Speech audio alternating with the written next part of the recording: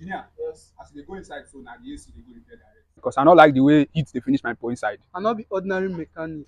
I be mechanical engineer with upper credit. AC na small thing for me. More dey go.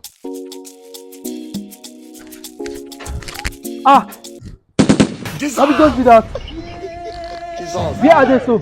You know, see the notice board for outside before you enter. Ah, mortuary. You waiting they do outside. Inside too hot, that's why I come outside, I can collect fresh air. If one finish, you now make you come outside go collect fresh air. Una no hear what tell una say I wan go bring person wey go repair the AC for una. Come on, they go inside before I sort you flog your ghost throw away. Oh, let them do repair that AC before I die inside there.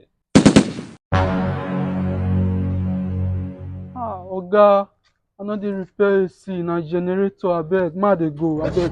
What you talk now? I wan go. No let that guy hear what you talk now. Abi, you know hear the condition where they say they dey now. You better find way go do that AC. If not, anything you see on your own. My own don finish.